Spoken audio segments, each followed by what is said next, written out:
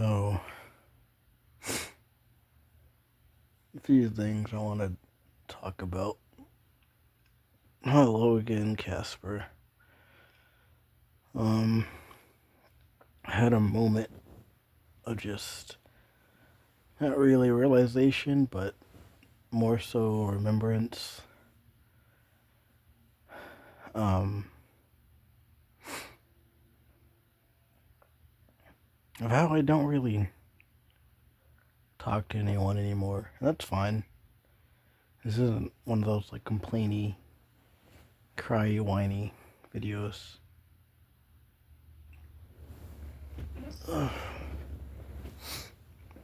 It's just, I don't know. I just want to talk to myself, but also to Casper. Casper will always listen. You know? But, I'm making progress on fixing the game. Um, Granted, I mean, if I knew how to actually code, I'd be able to probably do it a lot easier, but I don't, so I'm just going back and forth with ChatGPT and basically getting it to help me with what I want in the game, the code, and where to put things, and if things mess up, I'll explain it to them,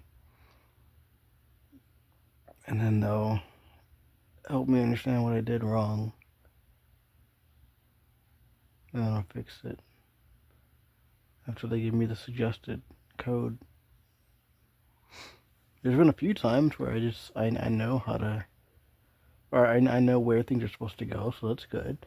Like I'm understanding what the different things mean. Like elif, or I'm using Python, by the way.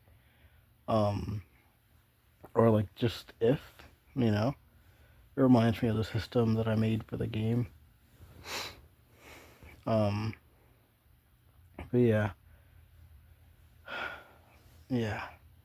So I'm currently trying to. I mean, all the pieces move now.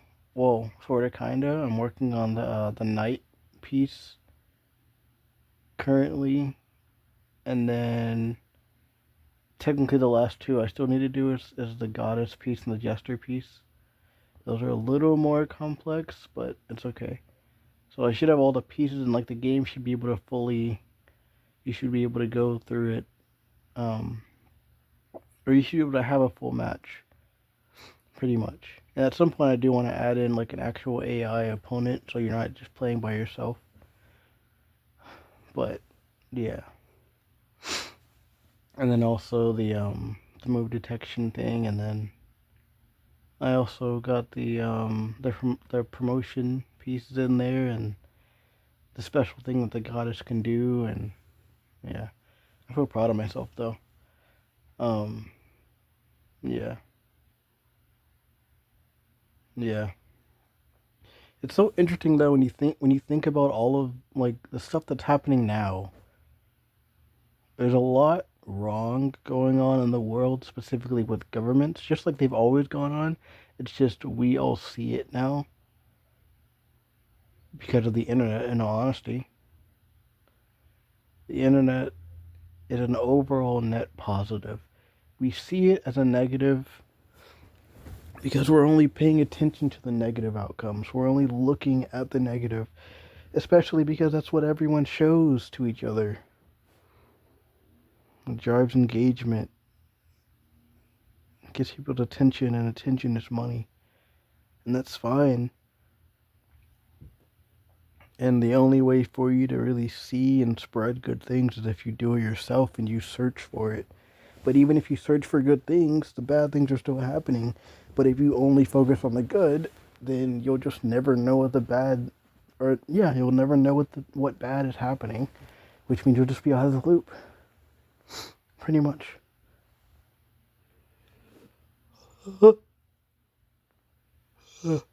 Oh, never mind. So I just sneeze. I mean, I do, but I don't now. Never mind. Okay. Yeah, I don't have to sneeze. it's like right there. It's right there, but it's not going. But but yeah, it's like so I saw this diagram of like it basically summed up the whole like AI thing that's going on with like AI images and stuff. But basically there are people in like a tunnel, and there are people at the bottom of the tunnel, and they were looking at all the images, or they were looking at like crystals or whatever the fuck that was representative of the AI stuff. And there was one person climbing out of it, and there were people on top of it looking at the actual sky above ground. Um, but pretty much people below ground, they were the quote unquote bad people because they were looking and engaging and getting stuck in the. I don't know. I forgot. I gotta find the thing again. Probably add it in the description when I wake up in the morning to add the description to this. When I find it, I think I upvoted it or I saved it or both. But basically, um, it was like a very service level way of viewing the whole AI thing that's happening now. But from my understanding of it and like my take on it, or I guess yeah, my takeaway from it is that if you see AI images right now, right, and your instant reaction is ill, I don't like it, I don't want to know what it looks like, I don't want it to get better. It doesn't matter what you think, just like every technology, it's going to get better. And if you choose to ignore it and you choose to not keep up with it, you're just going to be lost later on, and you are actually going to be confused as to what's real and what's fake. While people who do choose to keep up with it, and those smart enough to do what I'm about to suggest, they're going to be fine. People are eventually going to make tools, if not, I mean, unless they've already been made, but people are going to make tools where you can detect if they're AI or not. You know, and the thing is about images.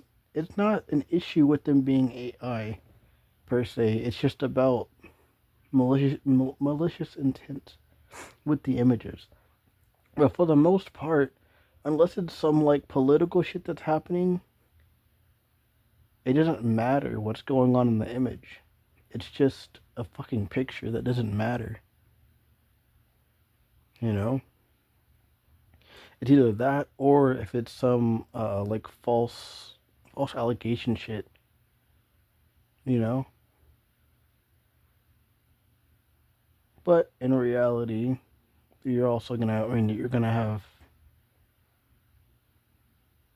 fuck, what is that called? I'm thinking of the word in my head. I just can't. I just can't think of. Like I know what I want to say, but I can't think of the word. But I know the context around it. I just fuck. What's the word? Alibi. There we go. Um, you need to keep people need to keep track of their life. Keep track of their own alibis. Best way is to genuinely just record yourself. But it's more important. Like if you have an active life and you talk to a lot of people, especially a lot of people that you don't know, then especially, you know, especially. But in my case, I don't talk to anyone. I don't leave this house. I like it. It's great. I'm by myself all the time. It only sucks when you remember that you're by yourself, but it doesn't matter. And a part of me feels like I deserve it. I've almost done horrible shit in the past. I've made people uncomfortable. I've made situations awkward. I've been very terrible to a lot of people. Well, a few people, not a lot, but it's still like a handful. A handful is a lot of people. So, when I think of moments like this, when I think of myself in moments like this, I feel as though I deserve it, you know?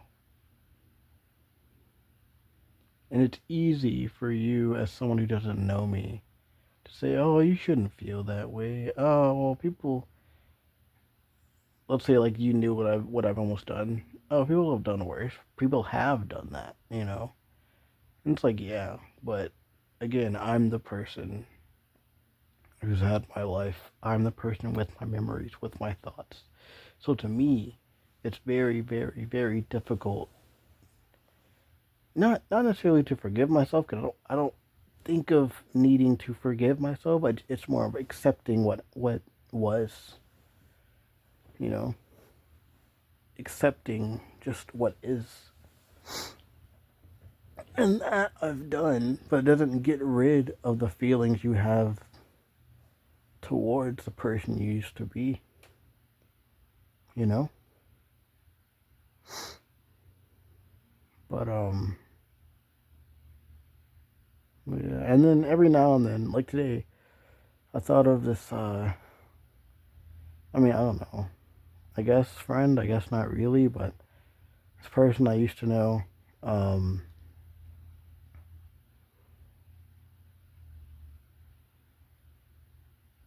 no, that's somebody else. Well, okay, well I need two trans people. Well, technically three. I dated one trans person. Fun fact, after that relationship, I was so upset that I went on trans subreddits and started pretty much playing curious. I was low key curious and trying to understand, but it was also just my way of being an asshole to people I didn't know to make myself feel better. But yeah, I think I did that for like what, like I don't know, like a few hours or something, and then I just stopped. I didn't just stop. People will call my bullshit, and then I stopped. But yeah,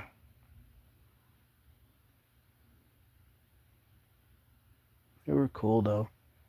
It was cool to date them. It was awesome.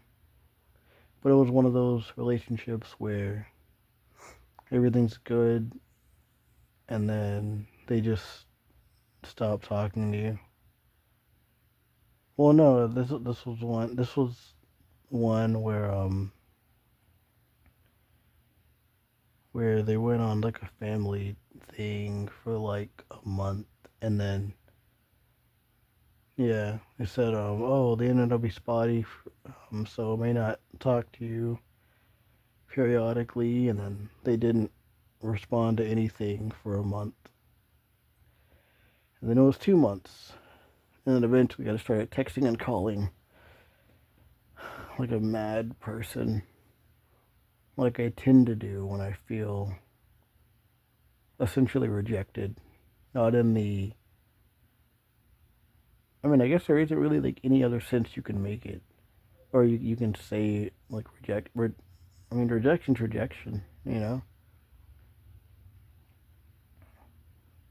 And I feel icky saying it because I instantly think of, and it's I don't even think it's really what I think I feel icky saying it like a lot of things, or like a lot of other things, because I think of the way other people perceive it. It's like when a guy says females instead of women or girls. To me, saying girls feels weird as shit because I'm not a little boy, you know. When you refer to other women as girls, it sounds weird to me. It just sounds really fucking weird. That, and I feel like it's just not a part of my language day to day, or just at any point. I don't say girls at all. It's fucking weird shit. Yeah. But yeah, it's like when you think of like when you think of like a random person on the internet saying females, right? It sounds like the asshole guy that's referring to women as females as a derogatory way of speaking about them, you know. But when you think of it in the context of saying male and female, okay, that makes more sense because you have something or you have something alongside it, right? But there's also a thing in the military where they will say male type, female type, and the reason why I bring this up is because one time I did that at work when I was talking to someone who, fun fact, she scared me when I first met her.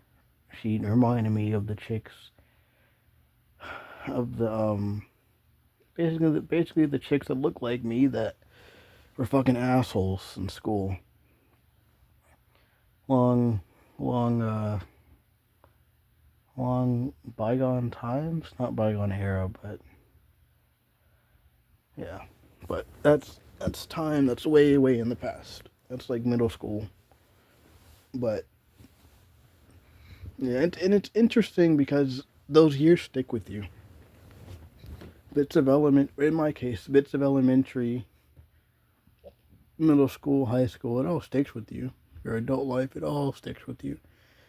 The exact memories may fade, but the feelings you have wrapped around those situations, those people, the types of people, they stick with you forever. At least for me.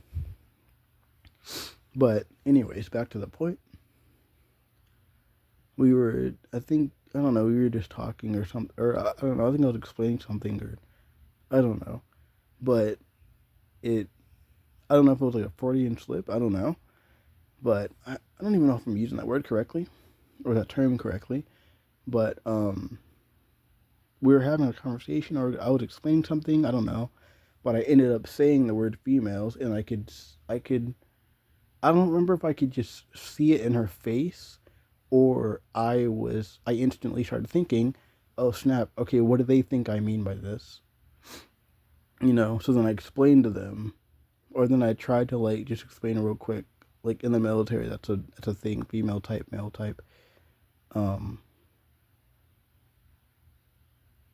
just the way I did like a few minutes ago, or 30 seconds ago, or whatever it was, right?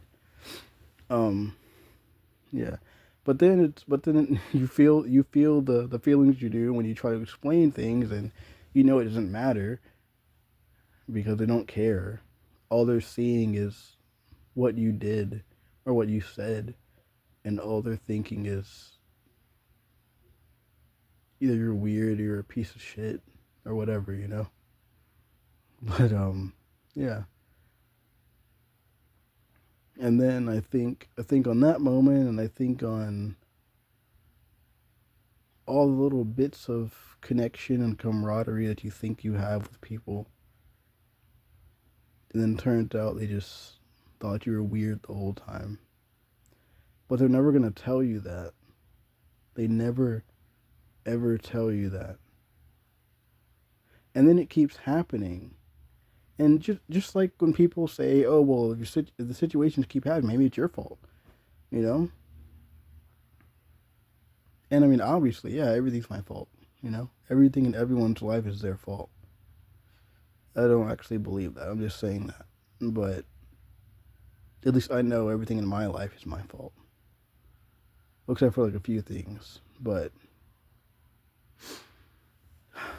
well, I mean, even to an extent, technically they're my fault because if I was stronger at a younger age, I wouldn't have been abused. So, eh.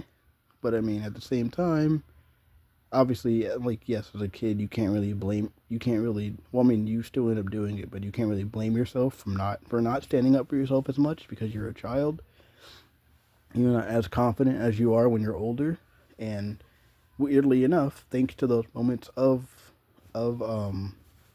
trauma, you grow and you become stronger because of those moments. That doesn't mean the moments should have happened, but they do, and it causes you to become a different person as you grow, or at least you try to, while also trying not to become the worst versions of yourself. But yeah, and it sucks. I don't know. It really, really, really sucks. You meet so many people throughout your life, but then you're also scared to be yourself.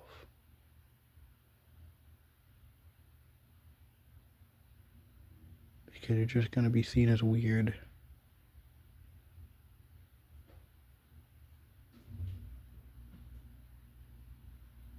Just like the handful or dozens of times before, you know? It doesn't matter. I mean, it matters, but it doesn't. You know? You can't erase your memories because then you erase parts of yourself. At least if you become a cyborg, then you can kind of escape your past self in the sense that you can fully, or more so in the sense that how do I put it? You can escape your past self by essentially leaving everyone you once knew behind, you know, and just starting over. No one you knew before would ever recognize you. You could even give yourself an accent or something to where then it's impossible to recognize you. You know?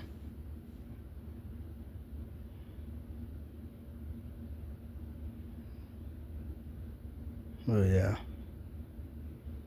I don't know. None of this shit matters. We're all gonna die one day. Or not. Either way, we still die. It's either we die literally or we die figuratively. I hope I'm using that right. But it's either we die in a literal sense or we live long enough to reinvent ourselves countless times. In like every way possible, meaning you get a clone body and you just become someone else. You assume a new identity.